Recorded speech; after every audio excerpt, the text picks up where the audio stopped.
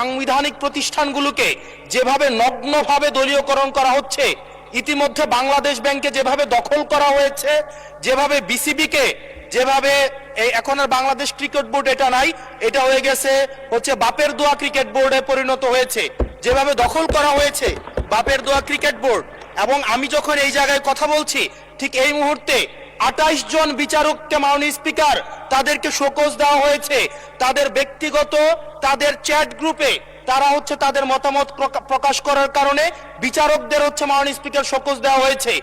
এই বাস্তবতায় আমরা এই গণ অভ্যুত্থান পরবর্তী সময়ে যদি জাতীয় মানবাধিকার কমিশনকে একটা মন্ত্রণালয়ের অধীনে রাখি, স্বরাষ্ট্র মন্ত্রণালয়ের অধীনে রাখি, তাদের মাধ্যমে আমরা নিরপেক্ষ কোনো ধরনের অনুসন্ধান আমরা কতটা পাবো সেটা নিয়ে কিন্তু আমরা সন্দিহান। সেই জায়গা থেকে